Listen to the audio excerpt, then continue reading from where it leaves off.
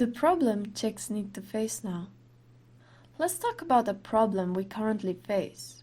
The Czech Republic has had the lowest unemployment rate of all European Union states since 2018, dropping as low as only 2% before COVID, currently sitting at a very similar 2.6.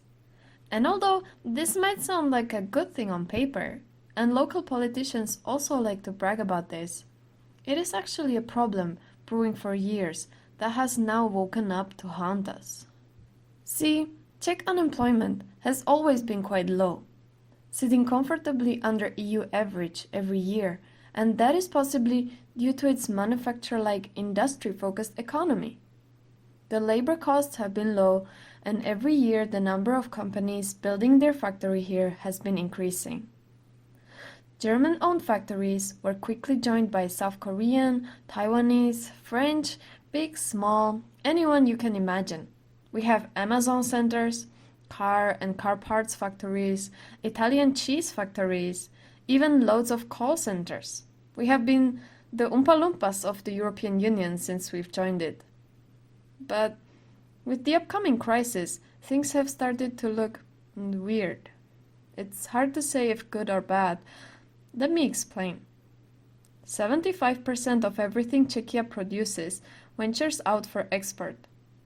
33% from it goes to Germany, where they add some final touches, put their branding on it, and export it further with a much higher price tag. This process has given Czech people a paycheck to live by, but at the same time, it has been keeping us poor. This glass ceiling created by the price tag difference has made it so that the Western European countries keep being unreachable, and we are always going to be poorer than them. And don't let me started on how fragile the economy is when it's this export-oriented. Fast forward, there is a war going on in Ukraine, and Russia has been Czechia's quite big export market. The bigger problem, however, lies in that the majority of Czechia's gas and oil came from there, and is now needed to be bought from elsewhere for much higher price. This caused a heartbreaking inflation in prices, resulting in a record fall of standard of living for the Czechs. Czechs really don't like to ask for money, so a surprising economical anomaly has been spotted recently. The inflation was at 18%, but the salaries actually went down for a few months.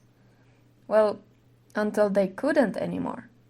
In January 2023, they finally broke the ceiling after Czechs got tired of choosing between saving on food and turning off the heating.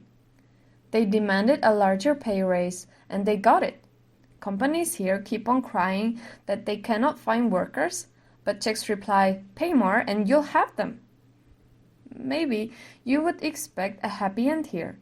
The companies start paying what people deserve, get their workers, and everyone lives happily ever after.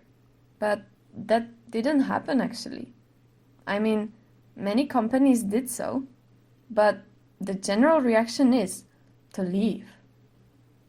These companies started to move their factories to other Slavic nations, especially into Poland, which now offers lower labor costs, and their unemployment started to slowly surpass ours to become the next number one.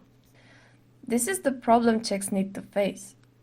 It can end horribly bad, but this also finally offers a hole in the glass ceiling, an opportunity to become less dependent, the free space for Czech brands to grow and sell with a higher price tag.